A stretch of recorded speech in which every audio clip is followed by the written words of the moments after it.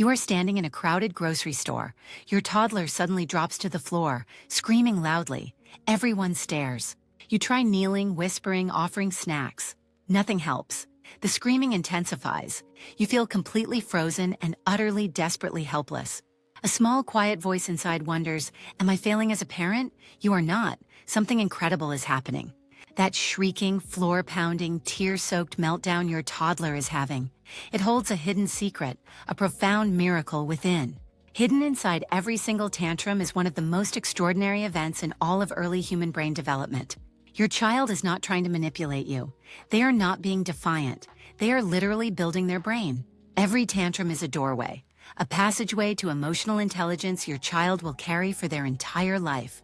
What if you could see with clarity into exactly what is happening inside your toddler's overwhelmed, rapidly developing mind?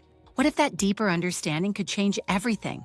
The way you respond, the way you feel, and who they become. Stay with us. What you are about to discover will forever transform the way you see your toddler's emotional storms. Inside every 2-year-old skull, a profound and dramatic biological revolution is quietly and powerfully taking place every single day. The prefrontal cortex, the brain's rational command center, is significantly underdeveloped in toddlers aged just 2 and 3 years. Harvard researchers have confirmed the prefrontal cortex does not fully mature until a human being reaches approximately age 25. This is the exact brain region responsible for impulse control, logical thinking, emotional regulation, and the ability to self-soothe. Without it fully functioning, a toddler literally cannot calm down on command. This is neurologically and biologically impossible for them. Meanwhile, the amygdala, the brain's ancient emotional alarm system, is profoundly active and powerfully hypersensitive in every young toddler.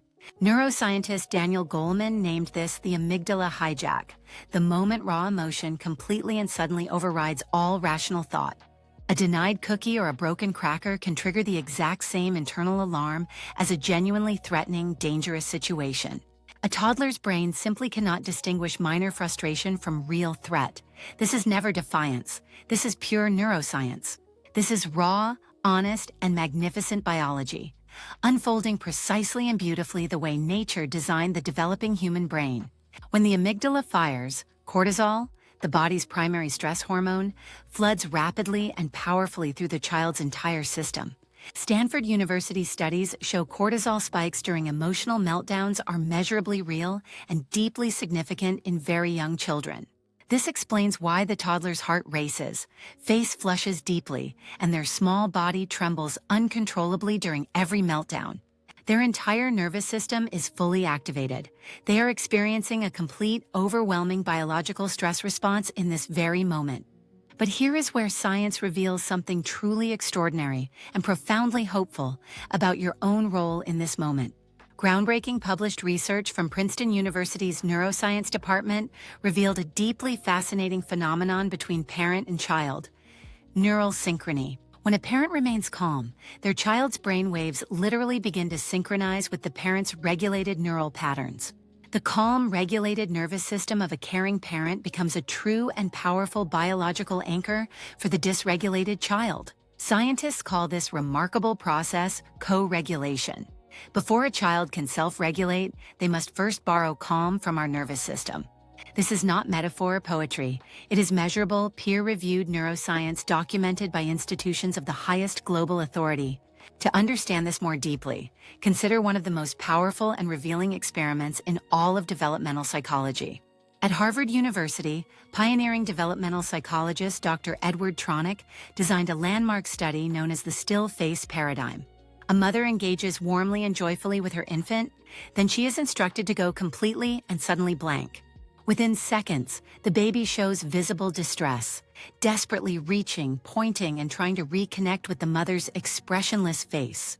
This powerful experiment proved children need emotional connection as urgently and as deeply as they need food and shelter.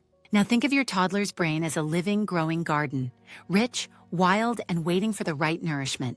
Every tantrum is like a storm moving through that garden, intense and loud, but never permanently destructive to growth. What matters most is what you do after the storm passes. That is precisely when the real growth begins. Dr. Dan Siegel of UCLA pioneered a profoundly simple and effective technique he calls "name it to tame it." When an adult carefully labels a child's emotion, you feel so frustrated, the amygdala's activity measurably and immediately decreases. Naming the feeling gives the rational brain a foothold, a small but powerful opening to slowly begin reclaiming control. Research shows children whose emotions are consistently named develop significantly richer emotional vocabularies by the time they reach age 5. And richer emotional vocabularies directly predict greater empathy, deeper resilience, and more meaningful social success throughout their entire lives. The Harvard Center on the Developing Child identified serve and return interactions as the most foundational brain-building moments of early childhood. When your toddler reaches out, even through screaming tears, and you respond with love, critical neural pathways actively strengthen. Each loving and attuned response permanently builds new connections inside the prefrontal cortex, the very region tantrums temporarily overwhelm. Attachment theorist Dr. John Bowlby showed that secure attachment formed in early childhood becomes the bedrock of lifelong emotional resilience. Children who feel safe enough to fall completely apart know in their very bones they will be put back together. The repair after the rupture matters far more than the rupture itself. This is what science confirms clearly and consistently. Dr. Dan Siegel's concept of the window of tolerance describes the zone where children's optimal emotional learning genuinely takes place. Now you know the science, but knowledge alone is not enough. What can you actually begin doing starting today? First, breathe before you respond.